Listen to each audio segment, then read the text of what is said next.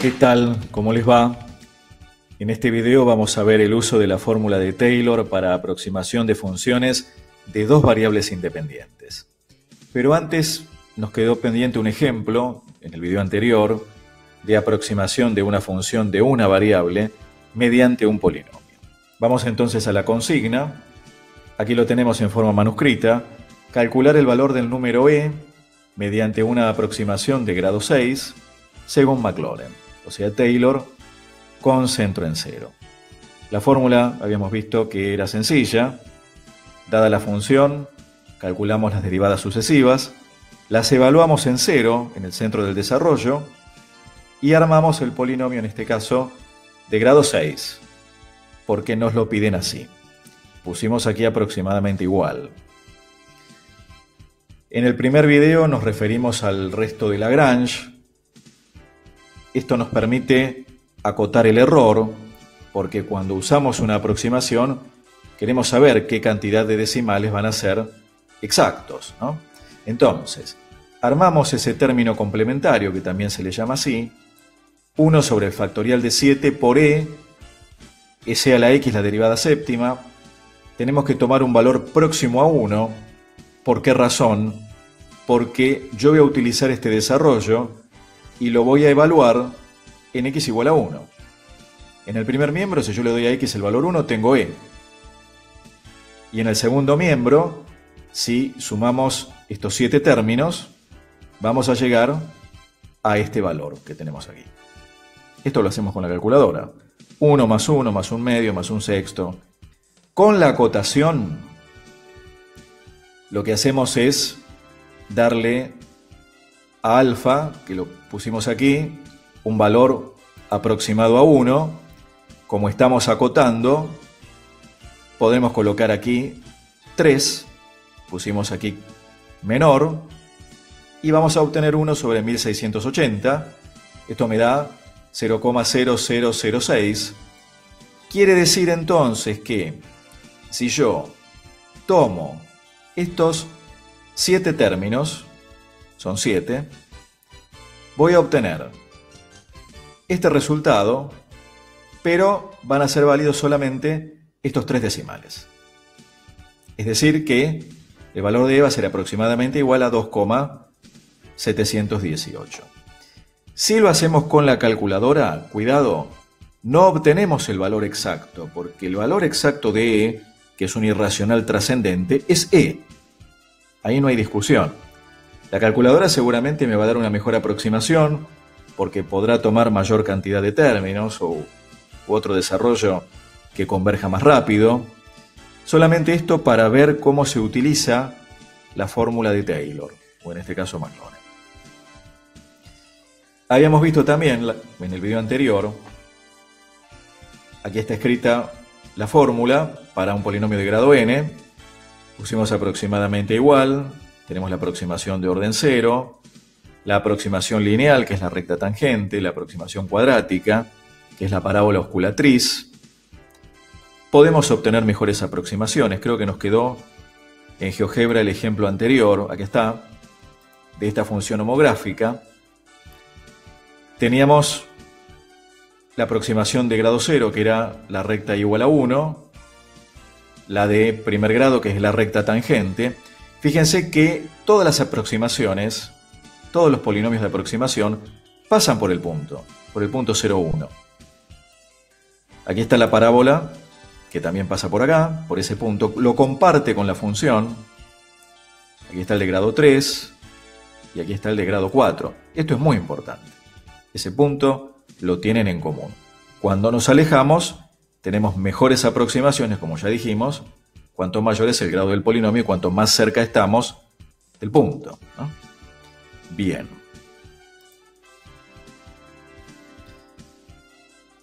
Otra forma de escribir la fórmula de Taylor, tengamos en mente, tengamos presente esta fórmula. Si recordamos el concepto de diferencial ya estudiado, tanto en una como en dos variables, si tenemos una función, como aquí, derivable en el punto a f de a, es decir, existe la recta tangente, la podemos obtener perfectamente bien. Y si nos apartamos de este punto A, no demasiado, esto dicho de forma coloquial, puedo ir hacia la derecha o hacia la izquierda. Aquí tomamos una función creciente, pero podría ser también decreciente. Es exactamente lo mismo. Yo puedo evaluar la función en este punto cercano mediante la recta tangente. Es decir, aquí aparece el incremento, lo que varió la función de este punto A más h. Esto es lo que varió. El valor que toma la función en este punto, f de a más h menos f de a. Y tengo lo que llamamos la diferencial. Esto es una definición. Si pensamos o recordamos que la derivada de una función en un punto me da la pendiente de la recta tangente a la función en ese punto, si miramos este triángulo rectángulo que tenemos aquí, sabemos que f' en a va a ser diferencial de f, este segmento, la medida de este segmento, dividido el incremento, dividido h. Por eso me queda el diferencial si despejamos de esta manera. Este es el diferencial. El diferencial segundo es el diferencial del diferencial. Bueno, si derivamos, me queda derivada segunda por h, a su vez por h, ¿no? Porque tenemos que multiplicar por el incremento.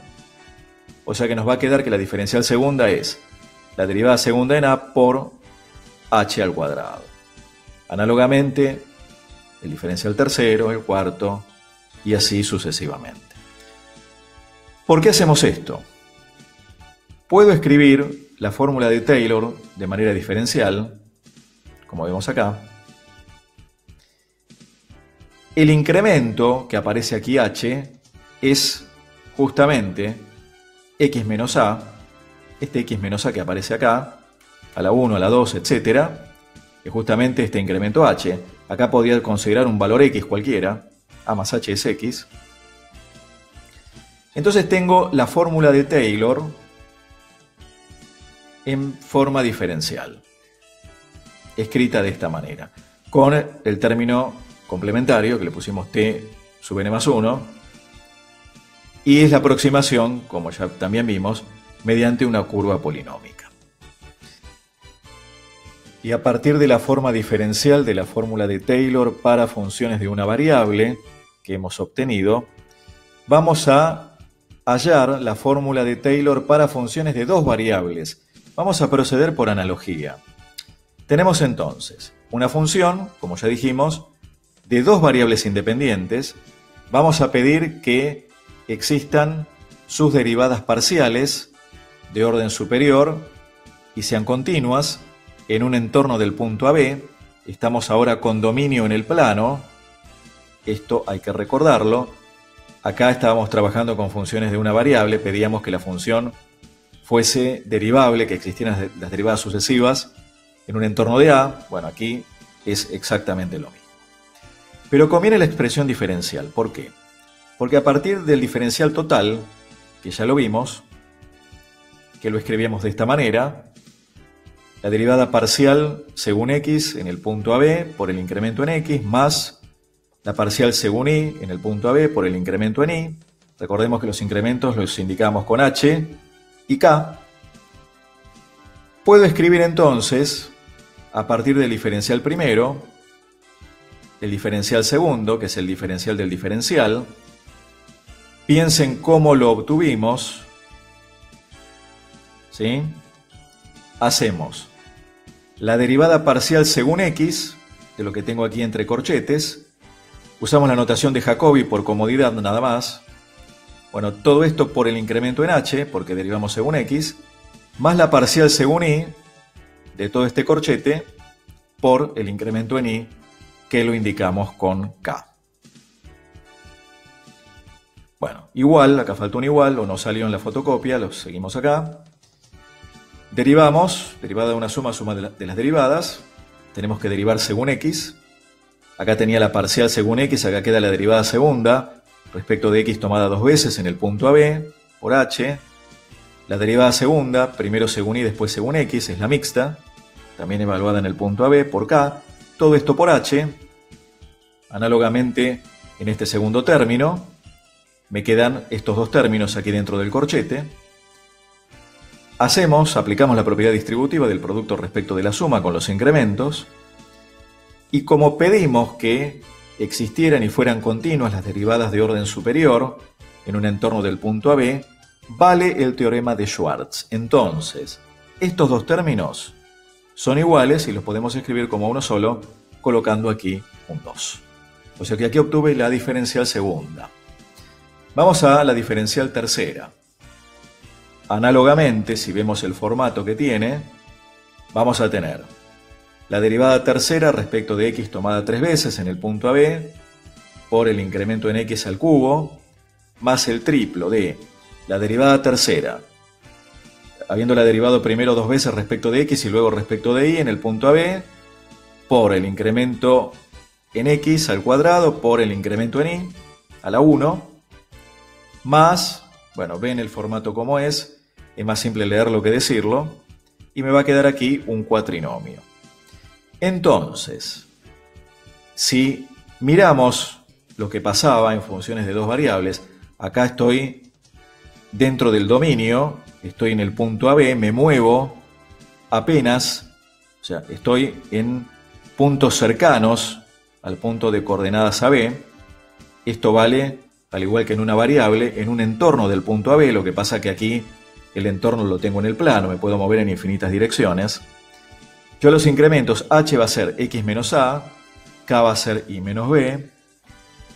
Entonces la fórmula de Taylor va a quedar de esta manera.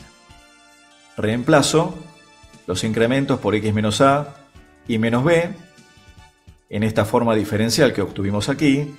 Después pónganle pausa, mírenlo tranquilos. Y llegamos entonces a la fórmula de Taylor. Cuidado, no nos olvidemos de los factoriales. Acá tengo el diferencial segundo, acá tengo el diferencial tercero, hasta el grado que queramos, y tenemos el resto de Lagrange, que por supuesto es en dos variables. Me puede servir para acotar el error, cosa que no vamos a hacer, pero vamos a ver ahora un ejemplo en forma inmediata para ver de qué se trata esto. Parece muy difícil, pero es lo mismo que en una variable, es exactamente lo mismo. Bueno, pido derivadas parciales continuas hasta el orden n, ya lo dijimos.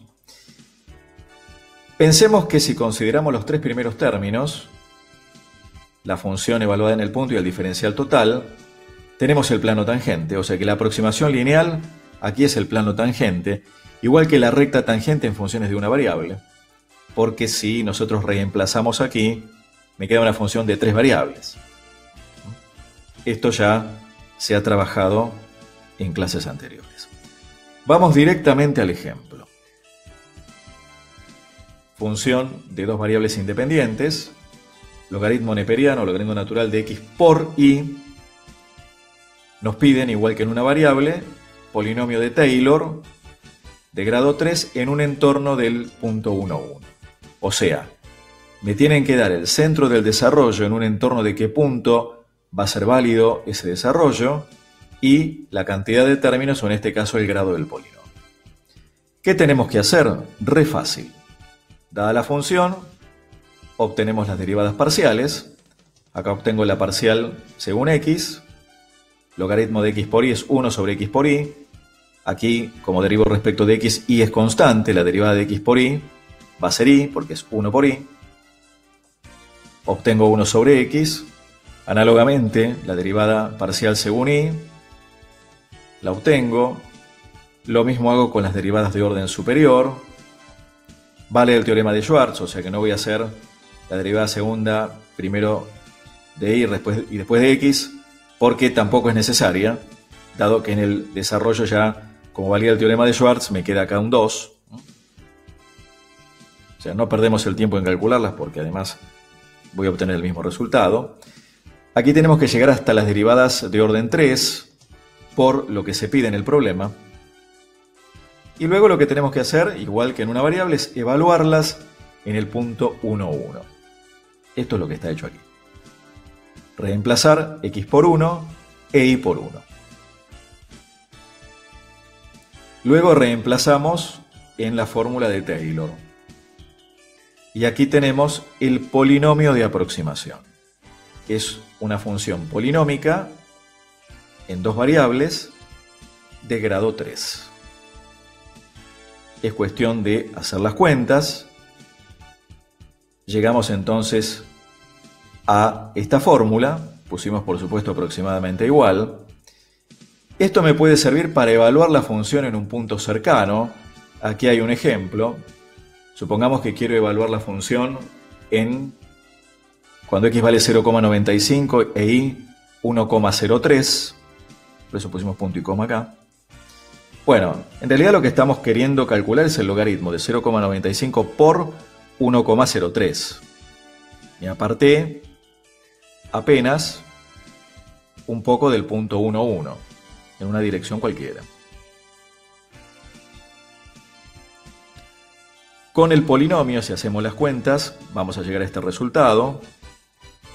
Con la calculadora, que también es una aproximación, no es el valor exacto, vamos a llegar a este valor. Vamos a verlo en GeoGebra, ya lo tenemos armado para no perder tiempo. Tenemos entonces graficada esta función. Ustedes pueden determinar perfectamente bien el dominio. Ahí tenemos el gráfico. Y nos pedían la función polinómica, la superficie polinómica de grado 3, en un entorno del punto 1, 1.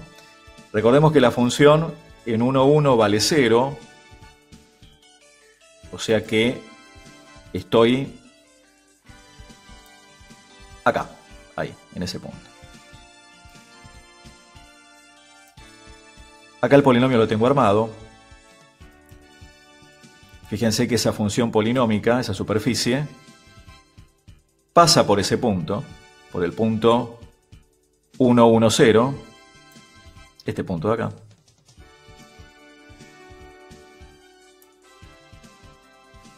Y aquí vemos que justamente en un entorno de ese punto, la función y esa superficie polinómica tienen el contacto. Son muy aproximadas, tienen ese único punto en común, pero no es la aproximación por plano tangente, sino que es una aproximación mejor. Es muy importante y por eso lo aclaramos en funciones de una variable, que tanto esta función que yo obtuve, polinómica, como la función que me dan, toman el mismo valor en el punto 1, 1, 0. Bien, esperamos que este video les haya sido de utilidad. Recuerden, como siempre, ir a los libros, leer la teoría, ver los ejemplos resueltos que nos dan los libros, practicar y hacer las consultas. Hasta el próximo video. Chao.